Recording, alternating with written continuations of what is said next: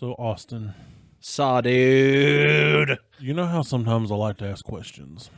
Is this like episode are we at like 300 yet? Can we celebrate? What episode is it? I lose track. No, it's not that. I don't know. It's like 250 something. I always lose We're track. almost of episodes. 260. Like the episode numbers seem arbitrary because I was like, oh my god, we're in like the 250 somethings. Like we've been going for so long. We have. And then I saw somebody else's podcast today that just like crept up on my feed, and they had like. This is episode 466 of their podcast. I'm like, how late into the podcasting game did we get into podcasting? Well, like, I tuned into a random Red and Link episode on Good Mythical Morning, and they just happened to say, oh, this is episode like 2,700 and something. I went, we've not been podcasting like long at all. Yeah, but how many episodes do they do a week? How long are the episodes? 5 a week. Huh? They do 5 a week. 5 a week? Yes. 5 episodes a week. Monday through Friday, and then they have like a cruise show on the weekend. They also take a summer break, but they pump out, I would say, roughly 300 episodes a year. So what you're telling me is they are a syndicated podcast on their own created network. No, it's not a podcast. It's a show. Oh, so it's a show. They also have a podcast called Ear Biscuits. I've heard of Ear Biscuits, but Rhett and Link is a show with a production crew. Their show is called Good Mythical Morning. Yeah. But yes, it's almost like a little talk showy, but not a little talk showy because they also do activities and stuff. But we're getting in the weeds. I have a question for you. Oh, sorry. Yeah, go ahead. So we are going to Avengers Assemble something. What? Okay. I don't see any. Well, no. We're not putting anything together. Don't make me do it again. So who is your human centipede dream team? You're in the middle. You need a head and a tail. Who is it?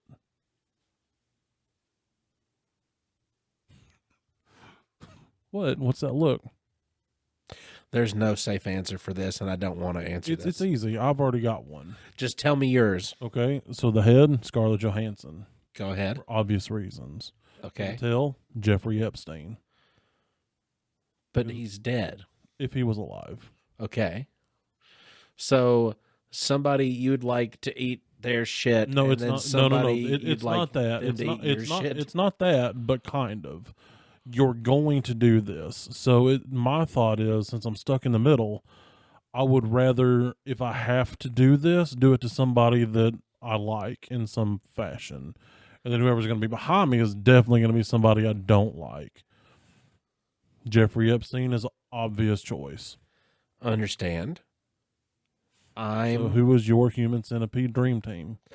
My human centipede dream team. If I absolutely had to. You absolutely had to. We're not volunteering for this. No. If I absolutely had to. I mean,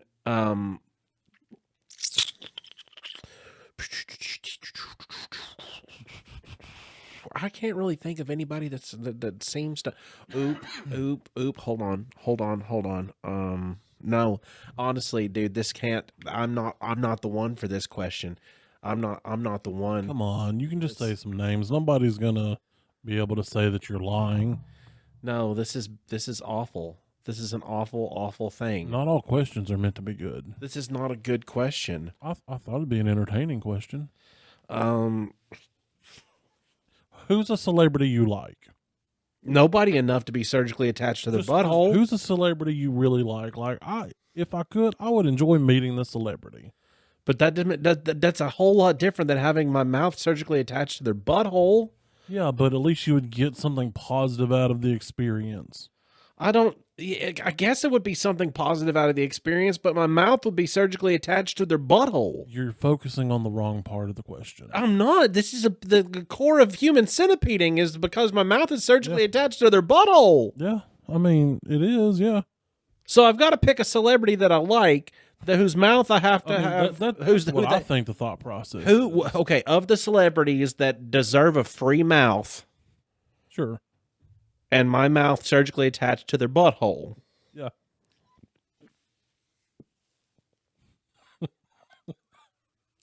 Dude, I can't come up with a good answer for this. There's nothing that I can say here that would be a good answer. Like, even if I think like why I even watch movies and I become entertained. Well, do you like Jeff Bridges? Not enough for my mouth to be surgically attached to his asshole. You picked Scarlett Johansson, so I thought for some reason there was a I would eat her shit or drink her bathwater situation going on, but that's not what I have in my brain. If my mouth is going to be surgically attached to someone's rectum, it might as well be a female that I find very attractive. I know, but I mean, if the choice is there, I would pick my wife, but then she's stuck. Celebrity. She's famous. At my house? Traditionally known celebrities. Oh my God. See, I removed the real people because, you know, this is a hypothetical. This is not a shopping list. Oh no. This is not a typical thing for me to have to sit and ponder these kind of questions. Hold on. I'm almost there. You're coming to a conclusion. This is the uncomfs. Oh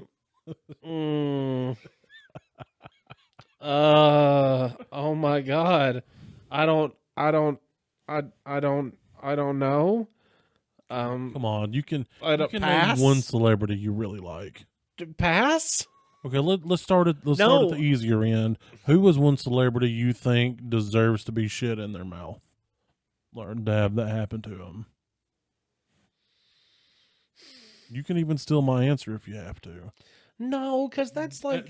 Are you saying Jeffrey Epstein doesn't deserve to after what he did to all them little kids, allegedly? I'm not saying that. It's just not a very original answer. Number one, you said it, and number two, that's 3/4 of the internet. It's true. So I'm just trying to think of somebody... Kevin Spacey. No. Shout Tucker. Okay, I'll accept that. Shout Tucker. I'm gonna shit in Shout Tucker's mouth till he dies. There you go. Now I got to pick somebody to shit in my mouth till I die. Well, I mean, the police. This is what you the put me police in. could show up and rescue you. No. Let's just say it's just for a couple of days. Because I'm sorry to tell you, bud, but if I've had my mouth surgically attached to somebody's asshole and I've been having to eat their shit and I survived the situation through the police saving me, once my mouth is off their ass, you better believe that my life is over. Over. So you thought my situation that I disagreed with you and said I would rather kill myself over what you had propositioned me with? This is number two. It wasn't a proposition. No. It wasn't me seeking a plan. I'm just saying it got a little proposition-y after the 47th time. No. Just making sure. Double checking before I go on this journey without you. Once this van leaves the driveway, it's not turning back around to come pick you up. Once I get the momentum going forward, I ain't trying to turn around and go backwards. Sure we got all the sandwiches in the cooler, okay? Anne Hathaway? Well, see, there you go. Was that so hard? Yeah, it was very difficult. I had to weigh out a lot of situations. So it was Anne Hathaway and who was at the back? Oh, Shout Tucker. Yeah. Perfect. Human Centipede Dream Team. I hate that this has happened to me. You know, I hate that we've even done this. You know what's really going to be funny is when they start telling us what theirs are. Who? Our listeners.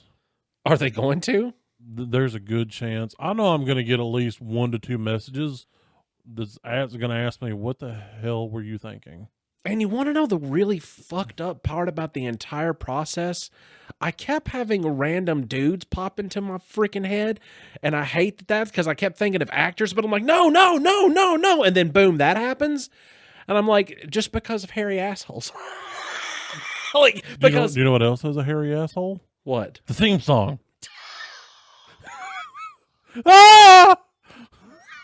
You forgot to yell. I don't want to yell. I'm broken.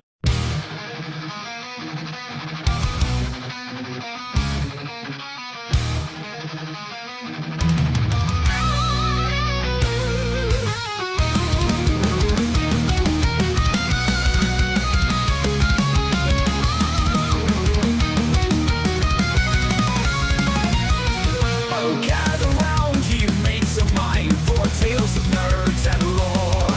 3 best friends on a podcast line with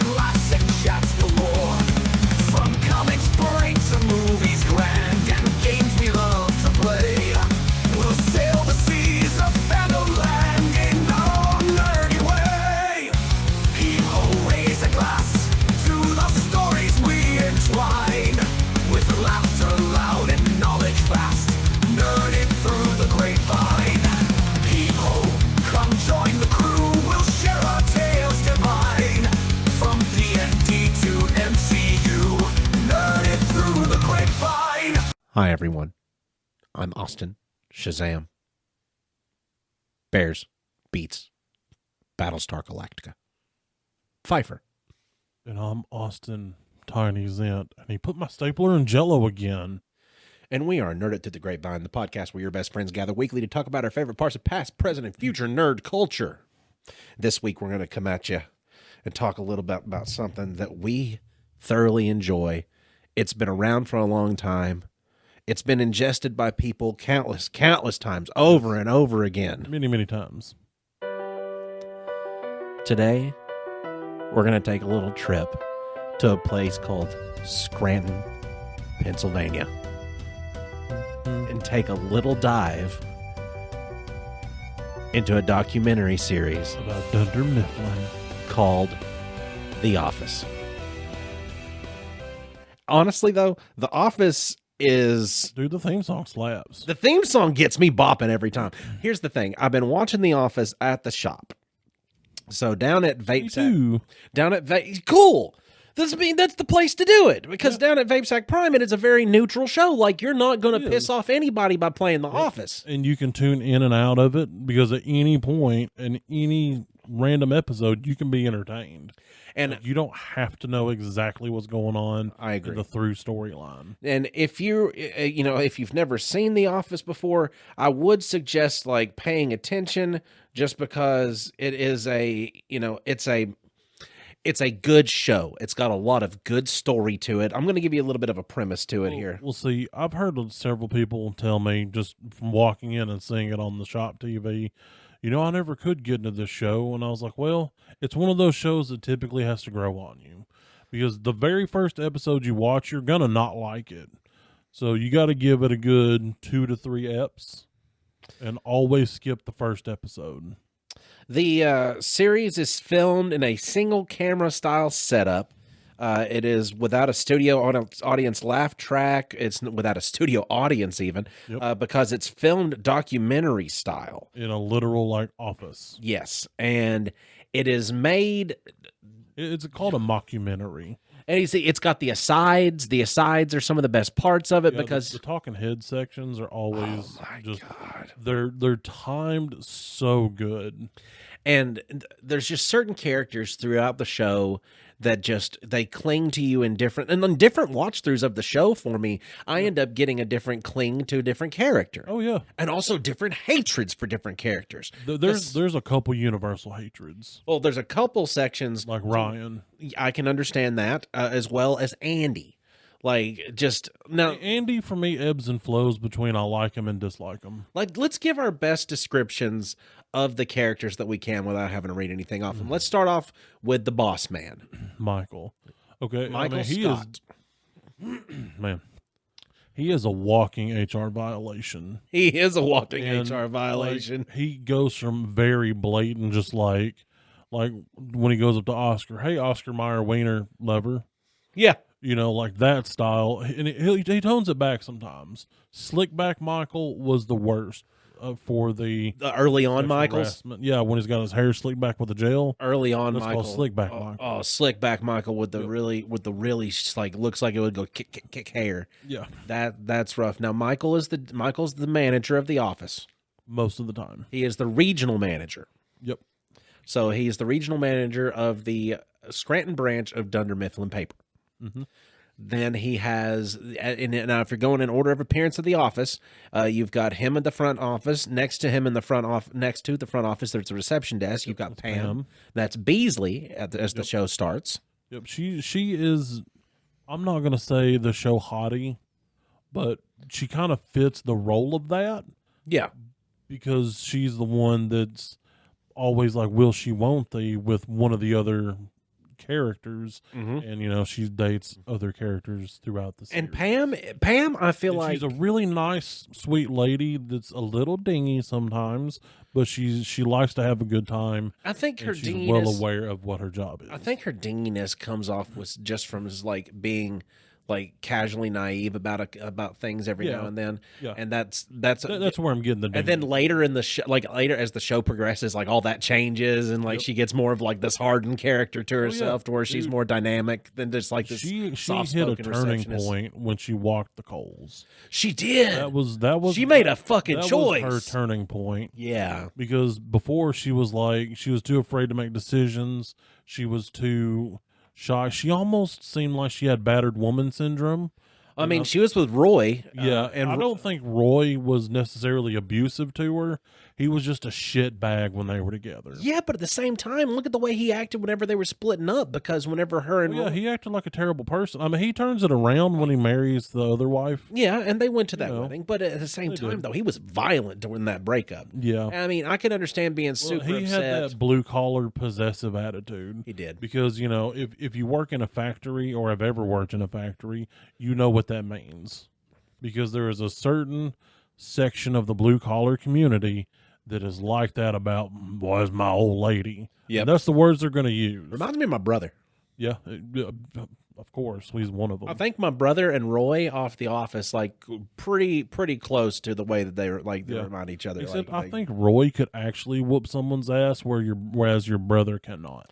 I'd imagine that he would probably whoop somebody's ass. Somebody's. He'd probably whoop just quite a few different people's asses. But I mean, I think that he would imagine that list He's is a not lot. the American badass that he thinks. The list is a lot shorter than he thinks it is. Yeah, Probably. substantially. Which meant my list was hopefully like no names. Like I would rather not fight because Yeah, I fighting don't want to fight. y- It hurts. Fighting hurts. Fighting Even when hurts. you win, it hurts. You and the person you're fighting, and then it hurts your wallet because nowadays you got to go to court over shit. Yeah, because nobody knows how to just take a southern ass whipping and just get over it. Nope, you got to go Not a to thing anymore. You got to go to court. You got to pay the fees. Up now, you got probation. That means you got to pay somebody every month. But we also have Dwight. Oh my God, Dwight! He's one of the best characters of the show, and he's one of I would say the whole cast are main characters, but there's also main characters. The different things. Dwight would be a main character. Dwight is a main focus character, like a central focus. Dwight is a beet farmer, a generational beet farmer that owns Schrute Farms. Yes, and he's like some almost weird sect of like, Pennsylvania Dutch. yeah, like they're not Amish. No, they're the Pennsylvania Dutch. but kind of, but also kind of not. It's a very caricature of the Amish. That's a very. Oh my God! There's so many good things that happen. Like his cousin Mose and That's what everybody else in his family, they look straight up Amish. I was about to And then talk he about doesn't. Mose, and there's a point to where him and Angela has a baby. Dwight goes to check on Talking Angela. about like Operation Phoenix I think. when he gets the diaper. No. It's a specific, like, you know how like a specific thing that's said, but he's talking to Angela about like how beautiful her baby is. Like, would you look at that little button nose? Look at those perfectly round eyes, that strong skull. Oh yeah, Like completely identifying, like, you know how a father looks at its child Yeah. and sees itself so it knows not to eat it. yeah. Like I mean, that's pretty much what he was doing. he's like he came to the The realization. more he talked, the more he realized that's my kid. Yeah, he had the paternal instinct awaken in him that that's his child, and then he gets out. And then he goes on a mission to prove it. But his first thing he says is an aside to the camera, and he says, "That's my child. That is a Schrute child, and unless someone has taught Mose sex, Yeah. Yeah. then that's mine." It's true. There's There's family. There's such weird spots because, like, remember when Angela has to go hose off his mom? oh my God, yes, and then she He was like on a business trip or something. Yeah. but his mom needed hosing off, And by she's- that literally meant she needed hosing off. and then she's like, "No, you're going to be washed, and you're going to braid your hair like a lady." And then she's like, "Dwight, you want to keep this one?" Kind of thing. But let's move on to characters because we got Dwight covered. He's played by Rainn Wilson. Yep. Also, he's ridiculous. Yep. I love Dwight. And then you got Jim Halpert. Yep. He is also a central focus. He's one that they hit the most because he's the one that is in love with Pam. Yep. Through the whole thing, like always looking up at her, but she's with somebody, so it's Sometimes it's almost like an unrequited love. You kind know of how thing. some people get paid to poop at work because they find so many excuses to go to the bathroom? Yeah, he did that, but to the Reception desk. Yep. That is the reception. He's the reception desk pooper, except not poop. And Just leaning, plotting, scheming. Now his practical jokes. His practical that's jokes. another Him thing that he did, but that became an activity that they did together. So that even more made him want to be with her. it brought him closer. Yeah, It did. and when she went on, like, she was sick or on vacation or something, and Ryan had to fill in. Yeah. Ryan in one of the talking heads was like, "I noticed Jim looks up here a lot. Like, he doesn't do it in a threatening way. He's like, it's just an uncomfortable way, but it doesn't make me as comfortable as the way Michael looks at me." And it zooms over, and Michael Scott, he's up by his little glass with the shades and doing this wide-eyed, creepy stare. And then he was like, "Oh, Ryan saw me," so he just like, "Oh yeah, look, there's something right there." and I'm Michael gonna go always over had here. the biggest man crush on Ryan. He did. Now, Well, I feel like that's the way he probably stared at Pam too, because he also he had a thing for all the women at the office except Phyllis. yeah, that's true at any given point. Especially early on during Slickback Michael's stage. It was like he would mention her boobs a lot, or just boobs in general. It was being around Pam. It was Don't get me wrong, she got some nice ones. It was anybody's guess. It was anybody's guess Yeah. throughout, like, who he was going to try to get with. Yeah. But you had he was and Jim Halpert was played by John Krasinski. Yep. Then you had Creed Bratton. played by Creed Bratton, Yep. who is also the real life Creed Bratton, who was in a band I think called Grassroots. Yes. And that's the real life band that he was in. It turns out Creed Bratton was not supposed to be a character at all on the show. Creed Bratton is actually his job's undefinable.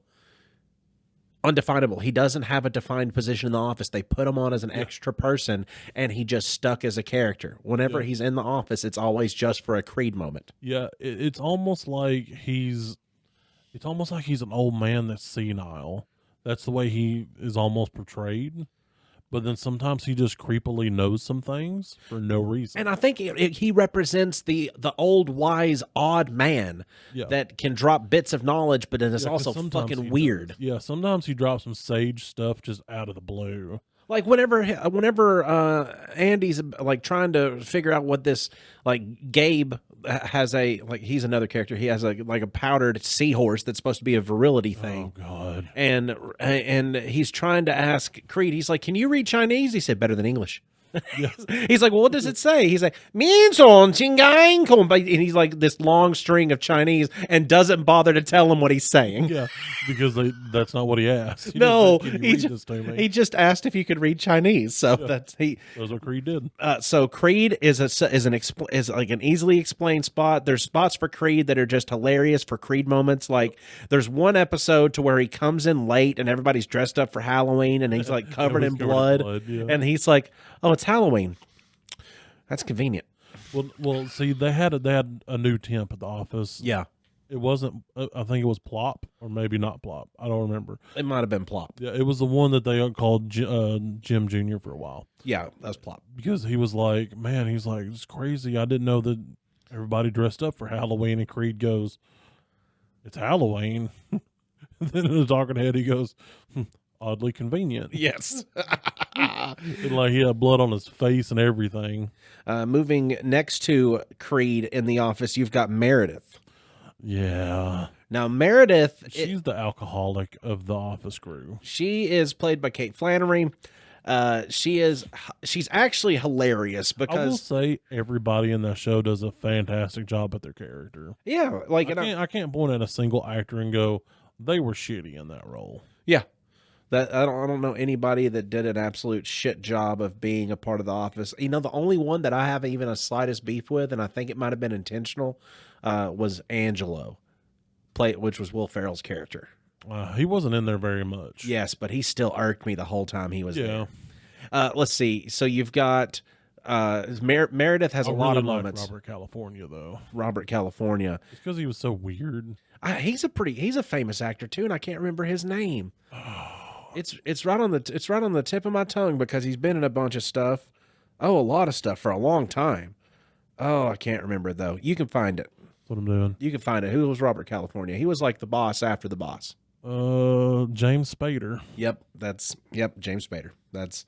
He's been in a He whole was bunch he of was stuff. almost like this hippie guy, all about like I would call him more new drugs, age. alcohol, sex. It was new age / hippie. Yeah, he was more It was just because he was way out like hippie in a business suit. Yeah. And sometimes it was a track suit with a blazer. Yeah, and it was the kind of hippie, new agey thing that like a super rich executive you could see it being. You had Phyllis, who works in sales. Yep. She was like kind of like office mom. That literally, if you think about somebody being just like this sweet woman, that's going to be Phyllis. Yeah, but except she for whenever she also- had to get vicious. Yeah, especially about Bob Vance of Vance Refrigeration. Oh my God, she was That ready was to her cut husband, it. She was ready and to like straight up choke a bitch. She'd choke a bitch for that man. And sometimes she Yeah. would set up stuff so Bob would fight people for her. Yeah. She would get dressed up, try to get a little flousy looking. Well, according to her, like Bob Vance was the most powerful, influential person in Scranton. Well, at least in the Scranton Business District. Yeah, because remember when? They had the meeting of the kings. Oh yeah, I forgot about that. They had the meeting of the meeting of the family, the Scranton Yeah. Business District. Like, Well, it was. this is it was this. like it was that plaza. Yes. It was they had a representative from every business in the plaza. Yeah. Let's see. So Phyllis, she's kind of like the mom, and you've got right next to her, Stanley. you've got right in front of her, you got Stanley. Stanley is going to be he's a salesman as well. He's a grumpy old man. He's a grumpy old black man. Like He's the grumpus. He is the grumpus of the I office. fucking love Stanley. He is the grumpus. He's the grumpus. He is a grumpus. He's the grumpus. Yeah, Because he's the lovable grumpus. like yeah, like some of the outtakes of the stuff, like his outtakes are so funny because when he breaks character, he's like overly joyous and it gets everybody just dying. Yeah. Like because his character's not a joyous Not at character, all. but he'll do shit like they're like, all right, good news, everyone, because Michael would come in and make announcements, and he's like, all right, good news, everyone, and Stanley's character would, like, we get to go home, and everybody lost Been their shit. meatballed. Yeah. Oh, you've Yeah, been When he meatballed. was excited, it was something. You've been meatballed is hilarious. Now Stanley is a dynamic character as well throughout the show. You find different levels to Stanley. I love Florida Stanley. Florida Stanley's the Stanley you want on your team. Oh yeah.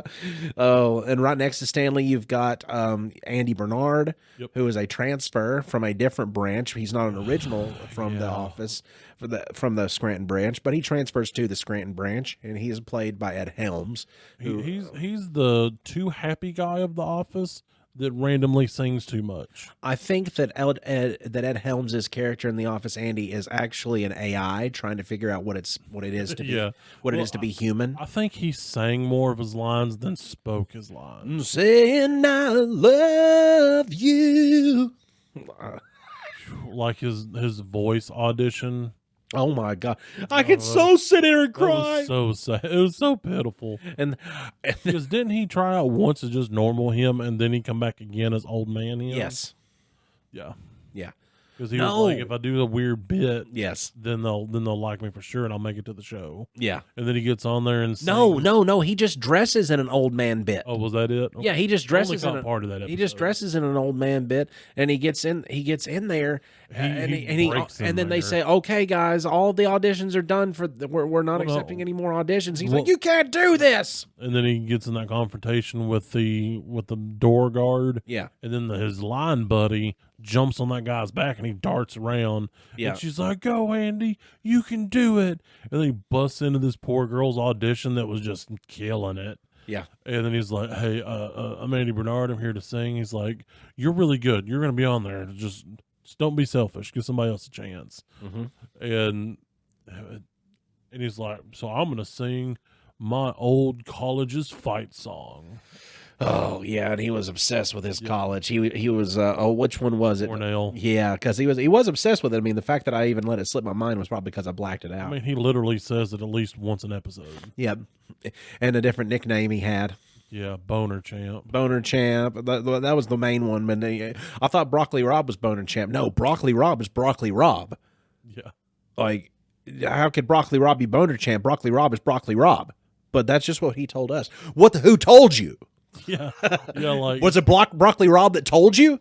Yeah. I was Boner Champ. Yeah, and then he immediately goes and gets on a Zoom call with them. Yeah, and it was Stephen Colbert. Skype for the time. Stephen Colbert was Broccoli Rob. Yeah, and he's like, "Hey, what are you doing telling everybody you're Boner Champ? I was Boner Champ." He's like, "I'm sorry, I would never do that. The detail must have slipped my mind when I was recounting He's the like, story. because you were Boner Champ, man. Nobody was Boner Champ like you're Boner Champ."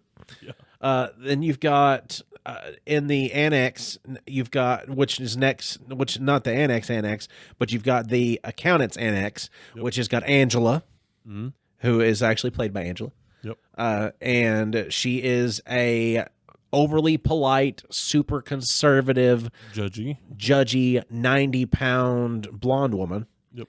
And her only love that is recurring in the world during the show is 2 of them. Is Dwight and her cats. No, okay, 3 of them. Okay, who's this? Dwight, cats dressed like people, and babies dressed like adults. That too. Oh God, I forgot about babies dressed like adults. Because remember, there was a whole episode about a poster because of the babies playing instruments. Yes, and Oscar wanted her to take it down because he found it offensive. Yes, but he couldn't figure out exactly why he was so offended by it. He just thought it was weird because she was offended by Oscar's sandals, and he's like, "Well, we're offended by your babies dressed up as jazz musicians poster, but I'm not saying anything about it." Yeah. And Oscar sitting right next to her, Oscar Martinez. He is a different accountant. He's also he comes out as a homosexual in the office, and it blows Michael's mind. Yeah, it's like because Michael tried to be accepting, and he did that. Like, I'm going to steer into the skid. Yeah, not that being gay is a skid. You do you. But he wanted to be overly accepting, and so he reached a level that became even more offensive than if he had just, been, I'm going to show you how accepting I am, Oscar. Let me kiss you on the mouth right now. And hey, Oscar Mayer, wiener lover. Yeah. So, but. Or no, wiener rider. He did. Wiener lover. Oscar Mayer, wiener rider. And lover. It's back and forth. Okay, he probably did. He does change it up some. Okay. That's probably why I keep remembering it both ways. Let's see. The next to Oscar Kevin is my main man. You like Kevin so much he's on your leg. Kevin is tattooed on my leg. Put your foot behind your head and show the people. I think it would be a whole lot easier if Black Flag just put a picture of my tattoo right Just put your foot behind your leg and show the people. What do you think about that tattoo that Black Flag put This up is right there? less cool. I'd rather see you twisted like a pretzel. I'm not getting injured. Fine. But the Kevin Malone is played by Brian Baumgartner. I guess his last name always is like a tongue twister. Baumgartner. There we go. Brian Baumgartner. But Kevin is like a lovable galoot. He doesn't need to be an accountant because he's not very good at math. He's excellent at math. Yeah. He's only good at food-based math when it's tasty food for him. Yeah, and we found out in the pie episode. We found out that he can do straight trigonometry and advanced calculus when it comes. If we're 30 miles away and it takes roughly a minute and a half to eat a piece of pie, and it's a 45-minute drive, but we have to be over here at this time. If we make the stop and we go right now, we'll have exactly 5 minutes apiece for pie. They're like, Kevin, how does you can never do math correctly, but when it comes to pies, you could. Kevin, okay, what about salads? What if? Yeah. And he's sitting there. He's like, if you have 3 broccolis and you add 2 carrots, how many vegetables do you have? He goes 4, 3, and you carry the 2, and then you divide. It's impossible. Oh, I love Kevin's talking heads. They are the literal best. Oh, I love Kevin's he's one of my favorites. Like in the one that I've got is of the spilly chili, and that's of the things that I do best. He just tries to bring in this pot of his homemade chili. The onions. The secret is you undercook the onions. I slow roast my own ancho chilies. Then everybody gets to know each other in the pot. It's probably what I do best. It's a Malone family secret that's been passed down through generations. And then the whole time while this vocal thing is happening that I just did for you, his chili is being carried in a pot that's still hot because he kept it simmering on all night, so the pot is still very hot. It's one of those big, like almost canning size stock pots. And he's got oven mitts on so he doesn't burn his hands, and he trips a little bit and he spills the whole thing. His desperation that he shows trying to scoop that chili back into the pot, and he's just looking at the camera just like, why can't you help me? Can something help me? Well, he was the only one there, and he was grabbing folders and binders. But he was looking at the slapstick style, slipping in it, and like he's covered in it. and he's just going, oh, just because he just wanted to share it with everybody.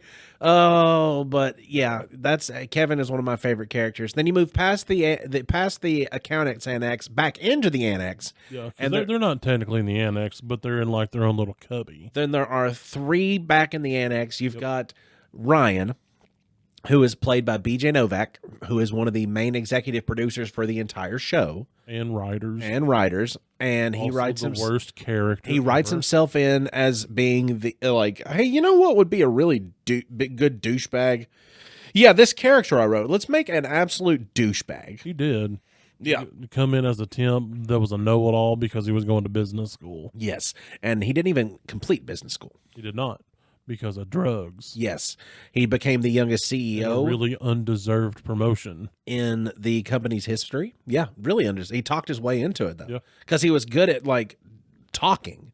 He like was in the beginning. Yeah, until he got the himself coke happened. Until he got himself beaten down by life a little bit more, and he lost a little bit of his unearned confidence. Yep. You know, he become a more tolerable person after that. Yeah, He still wasn't a good or likable person, but he was at least more tolerable. That's true.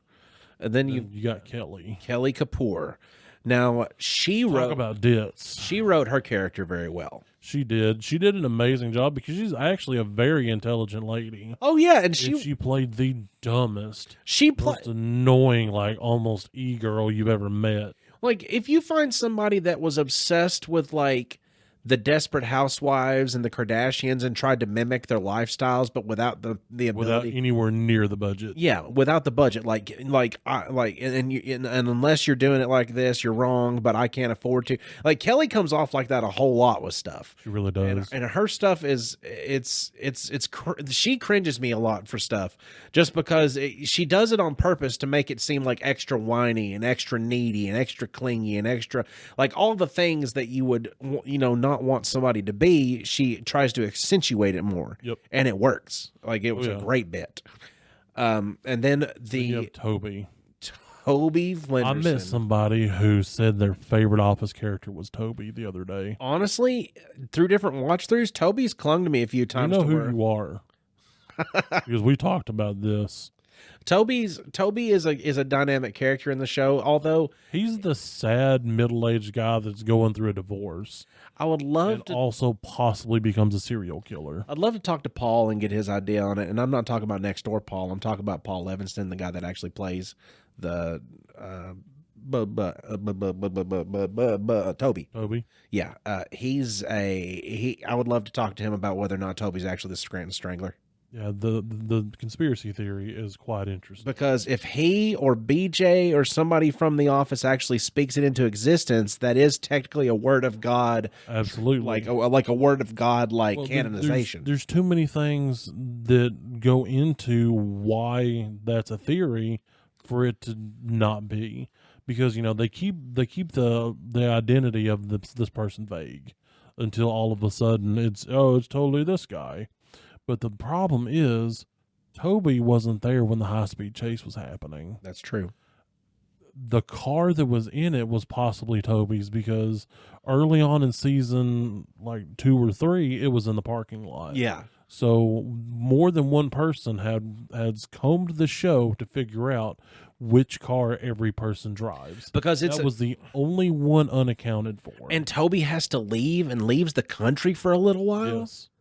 Just has to escape the country for a little while? Well, the little while was a week because he ended up breaking his neck. Yeah. Well, no, it was a few months because he spent a few months in the Costa Rican hospital. But you got to think, all of this stuff that he was doing, was kind of revolving around knee-jerk reactions to Pam, rejecting him and his feelings. Exactly. That's probably him having to fight the urge to strangle her. Well, no, not strangle her. He always had a thing for her. But he was always too chicken to ask her out because he tried a couple of times. I know. I was just saying, in the Scranton Strangler theory, if in the theory was he just didn't know what to do with those emotions, And so when he saw Jim with her and the fact that this relationship was probably going to be for the long haul, that pushed him over the edge because, he wasn't there during the chase. Possibly his car, that was his car in the video. And the fact that after he's on the jury and the guy gets convicted, all of a sudden he's like, there's no way this guy, he's an innocent man. I sent an innocent man to jail. Yep. And so a part of the theory is because he goes and visits him with Nellie. Mm-hmm. They go and then he comes out and he's strangled. But what if instead of just talking to him, he told him, "Hey, I'm actually the one that did this," and he tries took to the actually rap strangle from him. me. And so the guy's so mad, ironically or maybe unironically, strangles him because he doesn't know what else to do. Yep, that's a maybe. Yeah, That'd be a definite maybe on that, and I could see that being a possibility. I mean, nothing's like it's some of those things that's the Easter egg throughout the whole thing, just like Boomhauer being a Texas Ranger special agent that's actually put in charge of monitoring Dale. Like that's well, it was never stated that he was there to monitor Dale, but that is a popular theory of to why he was there. But Dale, just being the conspiracy-minded man that he was, said it. It could be possibly true because Boomhauer's a Texas Ranger. That was just But that would also have me ask the question: did Dale know?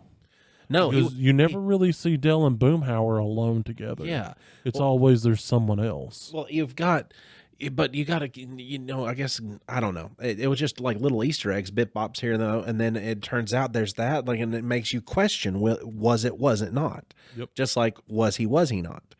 You know what else would be a good question to have? Who said this line?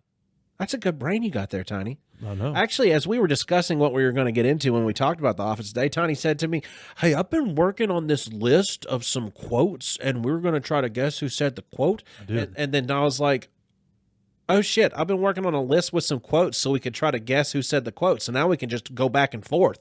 Yeah, we're gonna. It's almost gonna be like a game. And since and we should tally it up. I will tally it up, or you can tally it up. Either one of us can. I'll let you tally. I'll Okay. trust you. I will tally over here. Let me set up a tally down here. Tally has been set up. Okay. Okay, you want to rock paper scissors? See who goes first? Nope. You're the one who wanted to do this, and you told me first, so you can go ahead and go first on your question. I was willing to boulder parchment shears, but okay. Sure, boulder parchment shears if you want to. Okay. Oh, is it on the 4? 1, 2, 3. Okay. 1, 2, 3. 1, 2, 3. All right, you got it. Okay. First quote. "I am about to do something very bold in this job that I've never done before. Try." Jim Halpert. That is correct. I actually have a episode and a reason for why. It is from the episode in season. I didn't get that deep. I helped with Robot, so I was seeing. I never intended to get that deep. It was from season 2, episode 7. The client Jim is resolving his having to step up his position in sales, so that's when he had to go golfing, to try to earn some sales back from folks. Remember when Jim had to go golfing? Yeah. Yep, that was that point. Okay. So that's a point for me? Yeah. No, that's a point for you. Oh yeah, it was one for me. Hold on. Okay.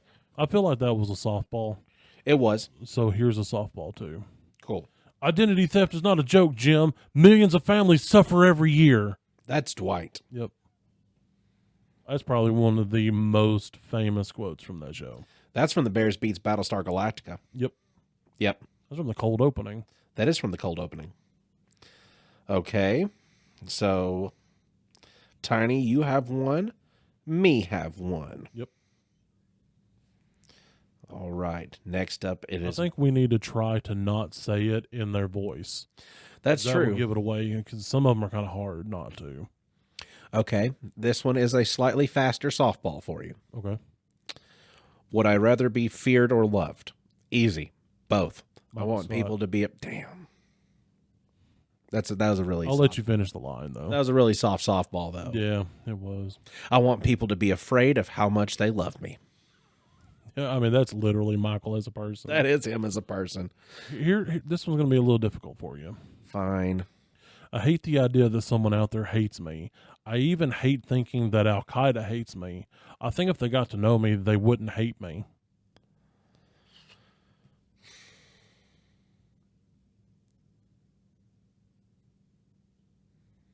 Is that Pam? Yeah. I thought you might think it was Michael. Because that is a very Michael statement. That was a very Michael statement, but I'm like, no, I think I remember Pam saying that. Yep, it was Pam. So does that mean that I win? That I did it? You got that one, yeah. Nice. That's actually, can I give you an honorable mention real quick here that reminded me of you today? Sure. I was watching the show and I had to rewind it twice just so I got the full thing wrote down. This was from one of the final season episodes, and they were talking about Dwight had a gathering of a lot of people in there that he thought might be good to hire for the office, and it's a bunch of people that he knows. Oh God! And one of that was a good episode. One of the people in there is the lady that he took on a date previously in the show, and it was also his babysitter. And she said, "Oh, Dwight is just an absolute." Just a giving lover, and he was such a sweet baby too. And how does that remind you of me? No.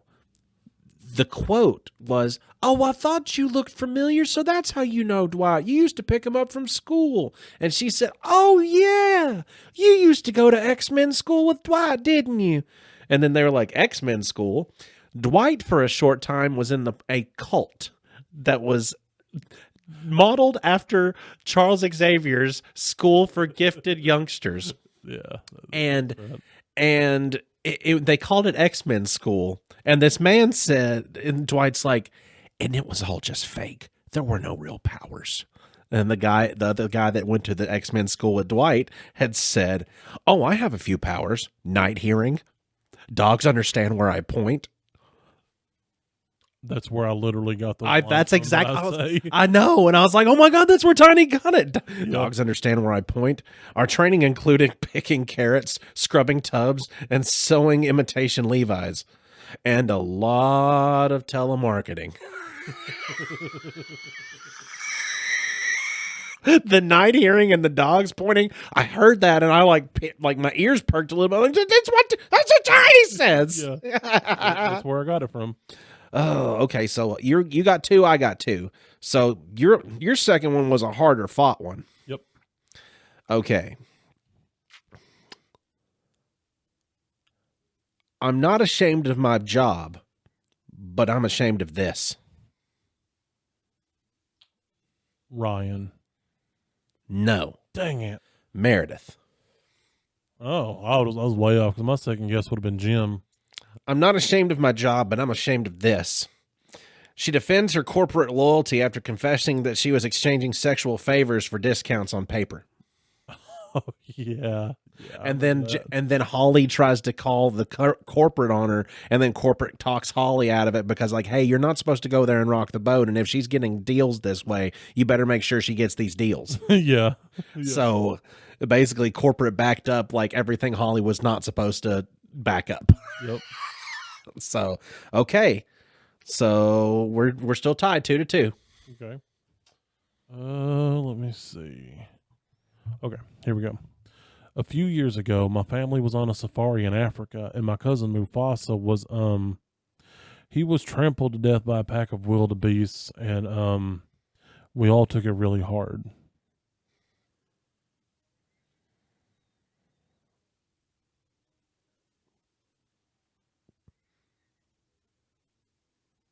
Daryl?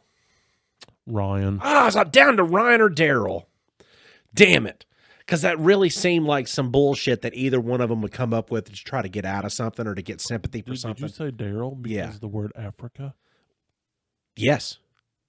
I thought it was because Daryl throughout the racist. It's not racist. Daryl throughout the show pulls several black cards that are non-existent. Bippity boppity, give me the soppity. That's one of bippity boppity, give me the soppity. Remember the black phrase that I taught. Remember the black phrase that I taught you before you get in there. What was it one more time? Bippity boppity, give me the soppity. Yeah, that was so good though. And then he looks at the camera and he says, "I'm sorry, I couldn't help myself." I love Daryl. He's so great. Okay, so we're still tied 2-2. Yep. Damn. Oh, I wanted to say Ryan. Let's see. I am fast. To give you a reference point, I'm somewhere between a snake and a mongoose and a panther. Dwight. Damn it, that was too easy because he's obscene. Yeah. Plus, I think I might have every Dwight line logged. Dwight is pretty good. Yep. He's one of the most quotable. Damn, give me one. I'm always thinking one step ahead, like a carpenter that makes stairs.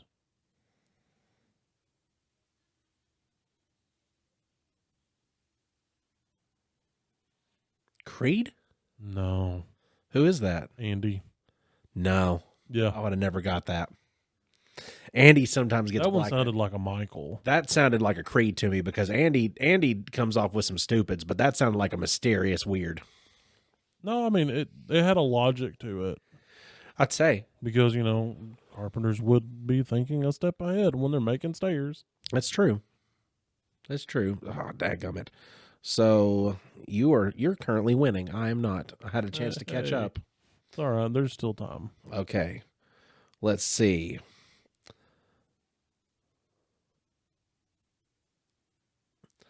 I don't want to be liked. I want to be feared or loathed. Fear and loathed. Oh, okay. That could be one of two people. It would I want to say Dwight. That's not my answer yet. I'm not logging it in. Or hit me with it one more time. I'll close my eyes and think.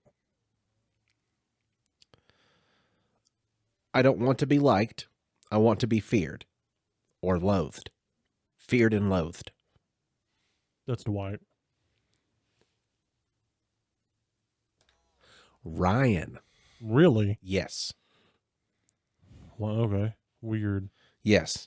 That was from the Dunder Mifflin Infinity when Ryan was just risen to power and they were asking him, how do you embrace being a CEO? And he's got this new cutthroat CEO persona. So that's where he's trying to yeah, but he must not understand what the word loathed means. Yeah. He wants people to hate him because of how much they respect him. He's a dumb shit. He really is. I love it. Hit me with another one. Damn it. I wonder what people like about me. Probably my jugs. That sounds like Meredith? No, Phyllis. Why the fuck? Yeah. Phyllis does come up with lines like that sometimes. She does, but it's usually like after she's had a little drinky poo. Yep. Or she's pissed. Yeah. Well, when she's pissed, it's more like a cold. Your mom's getting onto you real bad. But when it's drunk, it's something just off the wall like that. Because just like when Karen Filippelli goes, "What does that smell?" Like when she first shows up and it's Meredith or Phyllis's smelly perfume. Yep. And she's like, "Oh, I found it. I must be allergic to perfume." And she was like, "That's a such and such perfume that Bob Vance brought me." Yes. And she said, "Who's Bob Vance?" From Vance Refrigeration? Vance Refrigeration. Like, how do you know? Honey, you've got a lot to learn about this town. Okay, so I didn't get another one. Shit. Does that mean we're still tied? No, you got 3, I got 2. Oh. You're in the lead. Hey, I'll give you an easy one next time. Make it interesting. I have an airbrush t-shirt with wolves on it, so yes.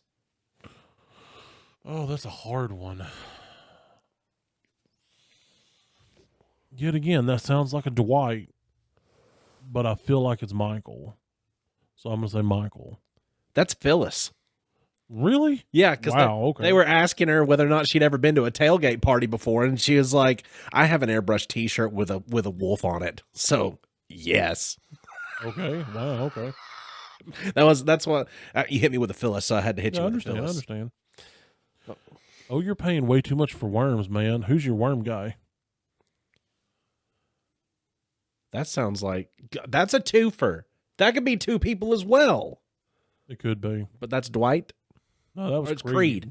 Yeah, that was Creed. See? It was a 50-50. Yeah.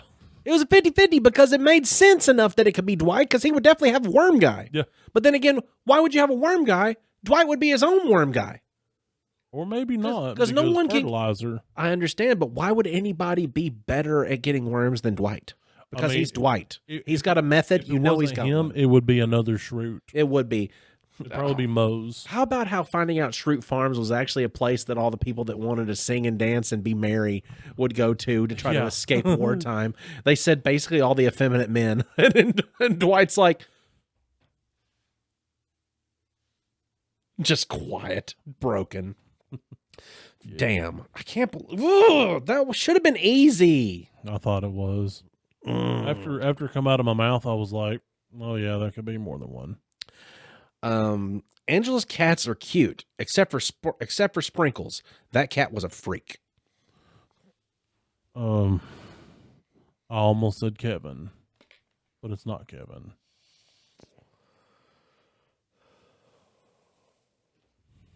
Oscar. That was Oscar. That was. He was talking. He had a deadpan remark about Angela's deceased cat Sprinkles during a heated office funeral discussion. Mm-hmm.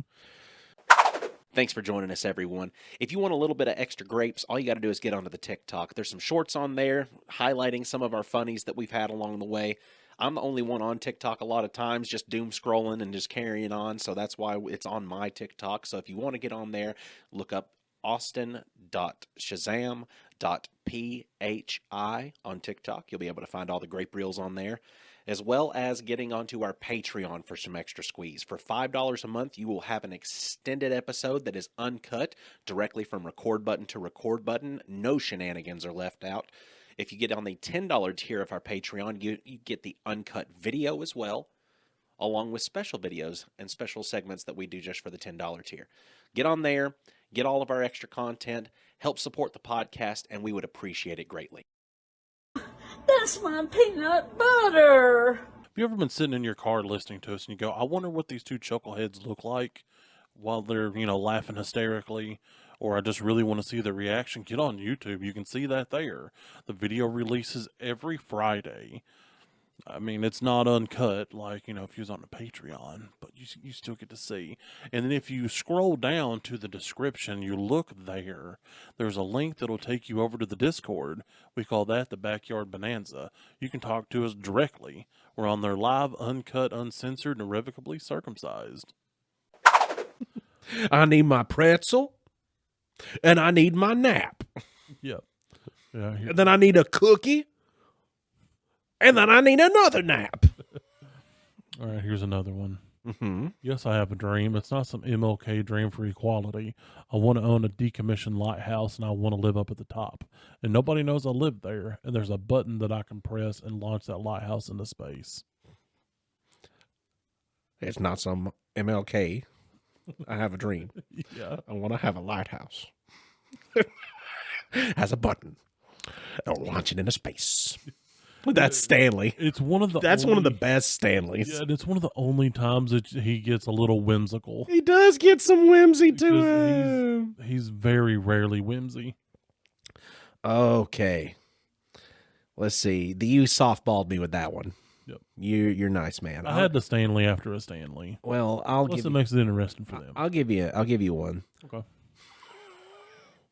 I just want to lie on the beach and eat hot dogs. That's all I ever wanted. Michael? That's Kevin.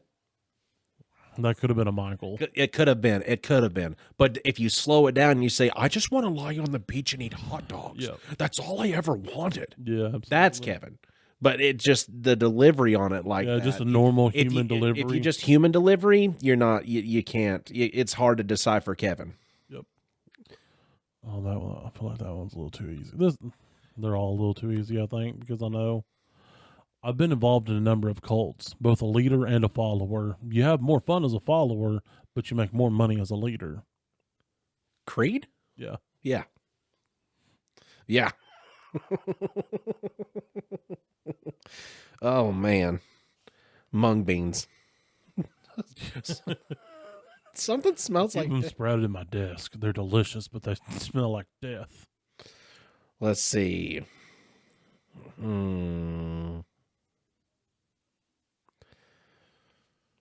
Oh, I've got a couple of alternates here too.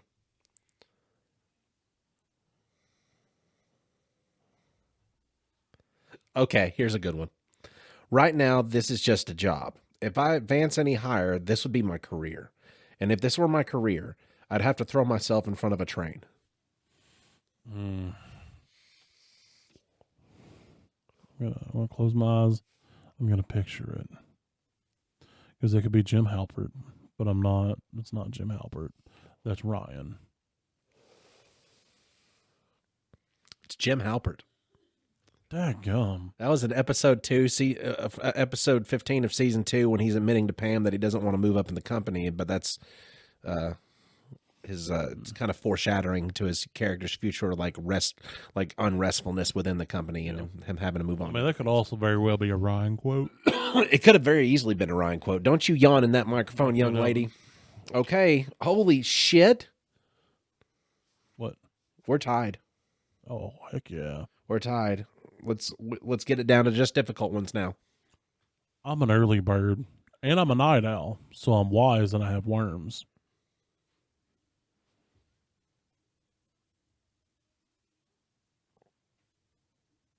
Michael? Yeah. Damn, that's a hard one. You got it. That was a deep one. I can almost remember when he said it too. Because whenever he said it, he said, I don't know. Banana. Yep. Because the last part, and I have worms, was kind of like a mumble. Yeah. Well, I started off kind of saying it like him, and I'm like, I can't. No, it wasn't that. I was just trying to remember the way he said it. I heard me say it like him. And I was like, no, I got to stop saying it this way. It's hard not It to. really is. Okay. Let's see.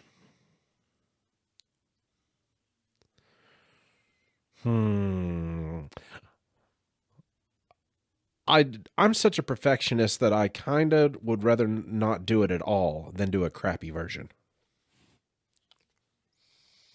Sounds like a dating game.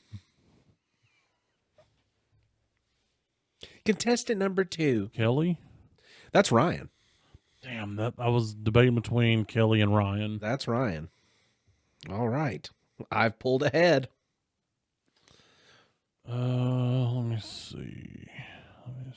Where do I want to go next? I'm not going to be a good mom tonight.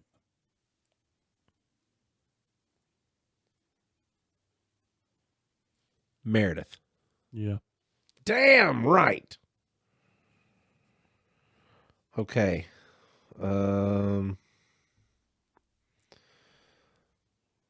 Let's see. Yeah, I have a lot of questions. Number 1, how dare you? Michael? Kelly. Damn. Yeah, I have a lot of questions. Number 1, how dare you? Dwight, you ignorant slut. That's Michael. Yeah. That's It's also one of my favorite lines to quote just randomly out of context. well, when the first time he said it wasn't good enough, the second run through definitely drove in the point, because then they got to see he was actually going to kill himself while trying to fake killing himself. Yeah. Well, I think he said it a couple of times, because the first time he says it, they're standing in the office around the reception desk. Well, then he realizes that the warehouse guys weren't out there to see him, so he had everybody go get the warehouse guys so they could. Different episode. Are you sure? Yes. Oh, It I was said a couple of different times throughout the show. Oh, I was thinking of because that was actually in his like Well, no, see, at rehearsed one point, lines. it was a rehearsed line, but Michael was trying to teach them something that he thought they didn't know that Yeah. was common sense. So he had Dwight ask a question, like a planted question, so he could say a certain thing, and his response was, "Dwight, you ignorant slut." That is true. That I'd forgotten about that just because of the. But isn't depression just another word for being sad? No, no, Dwight, you ignorant slut. Yeah. Okay, let me, just because I've pulled so far ahead, let me try to give you a softball here. Okay. Why waste time say lot word when few word do trick? Dwight. That's a gem. Why waste time say lot word when few word do trick? No, that's Kevin. Yes. That's Kevin. I don't. That was impressive. I didn't plan on that to happen. I don't know if that picked up or not. Let's see. I hope it did. All right. Well, hit me with one. No, not that. I mean, Boy, have you lost your mind because I'll help you find it. boy, have you lost your mind? Because I can help you find it. That's Stanley Hudson. Yep. Yelling at Ryan. That's because Ryan. Because Ryan was creeping on he her. was creeping on his like little daughter. He creeped on her for a second, and then he realized she was underage. And then she was like, hey, let me give you my number. And he was like, no. But he didn't know how to tell her to go away. Yep. Because he didn't want to piss off Stanley by being mean, but he didn't want to piss him off by that either. That's true. So he got in a real bad spot. All right. Well, there was that one. Let me give you another one because Okay. I'm 1 point away from 10. Oh, dang. No, God, please, no.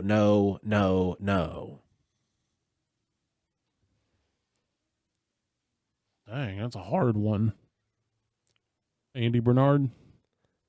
No, God. Oh, that's Michael Scott. How could you not know the only no, God, please, no. Because I could also hear Andy Bernard doing that. That was too. Michael reacting, finding out Toby was going to come back to Scranton. Yeah. Come on. That's one of the best. And that's after he's losing I Holly. can't believe I missed that one. Holly has to go to Nashua. Yep. Because they were creepy dating. Damn. Let me give you another one. I'll try to make it an easier one, too. Cats are not a cute accessory. They are a lifetime commitment. That's Angela. Attaboy. I don't want to be married in a tent like a hobo. Kelly. Nope, that's Angela. Damn. Back-to-back pointsies. Yeah. Take it. You didn't get a point for me not getting that. Yeah, that's how this game works. When did that start? From the beginning, I thought we were doing that. Oh, like you were supposed to get a point. Like if you got it right, you got a point. If you got it wrong, I got a point. Oh, I didn't do it at all. I like that. I Oh. just kept up with who got what right. Oh, okay. Well, dang. Okay. I wasn't keeping up with anybody. I mean, it's fine. I was just seeing who got the most right, who could Well, guess. in my head, that's what we were doing, but we it was never never established. stated. We never It established. was never stated. It's the super rules. Yeah, I it's I okay. could go back over it, but I have no way of there's doing that. Would have to listen back, and it ain't worth it. Well, hit me with one more, and I'll hit you with one more. And if I get it, then I win. If I don't, then I win. I'm gonna see if there's a hard one. I don't know who said that. Sounds like something Michael would say, and then say Oh that. no,